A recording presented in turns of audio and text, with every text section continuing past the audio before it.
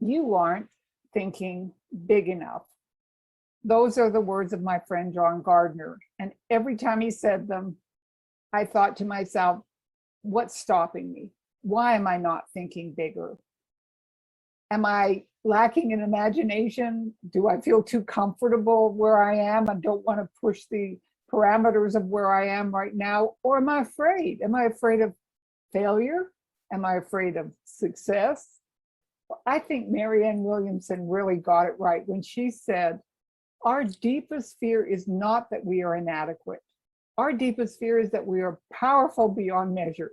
It is our light, not our darkness, and that most frightens us. We ask ourselves, who am I to be brilliant, gorgeous, talented, fabulous? Actually, who are you not to be? You're a child of God, and your playing small does not serve the world. I just think those words are so powerful because it is what many of us are doing when we don't think big enough. We are really, truly not serving the world and not serving ourselves. Hi, I'm Lorna Rasmussen, and I'm here in my office in Costa Rica. And it's an example of thinking big. It's an example of setting goals for myself. I'm here because I did that. So let me share with you some of the ways that I learned to think big. Number one is going back to that whole idea of imagination. You need to start visualizing the possibilities. Start thinking about the ways in which you can be bigger, do bigger, have bigger. You need to believe it before you will see it. And yet most people have that backwards.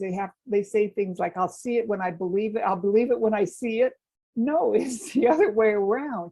And in fact, Napoleon Hill said, whatever the mind can conceive and believe, it can achieve.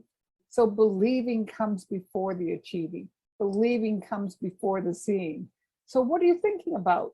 What's your mind dwelling on during the day? Are you thinking of success? Or are you thinking of failure? Are you thinking of being small? Or are you thinking of being big? What are your goals? And what are your fears? And start focusing on the goals and forgetting the fears. Secondly, expand your knowledge by reading. All successful people are readers, all of them. And if you can set a goal to read a couple of pages a day, 10 pages a day, 10 to 15 minutes of reading a day, you will be amazed at how many books you can read and what impact it will have on your life.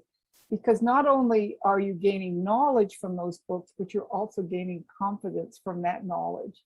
And you will have the courage then to think bigger because you know more and you feel more confident. Second or third thing I want to talk about is to enlarge your dreams by networking with successful people. We talked about that in another video. It is so important that you see what other people do and how they do it, and maybe even where they live. It's not because you want to compare yourself to other people, but more that you want to live your life in an expanded way. So when you see somebody who has things that you might like, or lives in a place that you might like, or just their life is different, that will begin to give you a sense of what your life can be like. Also, what you want to do is you want to 10 times your thinking. And what do I mean by that? I mean stretch your goals.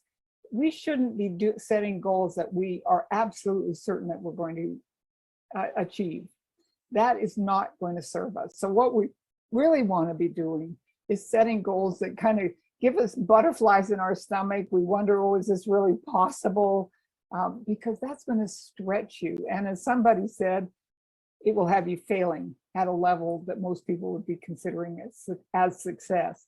In fact, I had a young man who set a goal based on the number of sales that had been made in this company that he was working in. And he said, I want to know the most number of sales that were made. And they gave him that number and he went for it. He had his goal set, he had his process, his plan of action, the whole 9 yards. Did he make it? No, but he failed at a level that most of us would have been thrilled to have reached. He was very, very successful.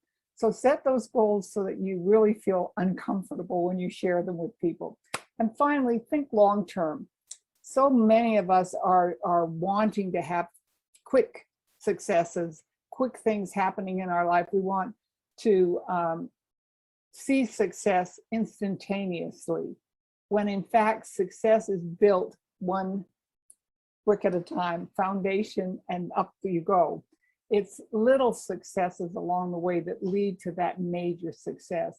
And I love what Bill Gates says about this. He says that most people overestimate what they can do in a year and underestimate what they can do in 10.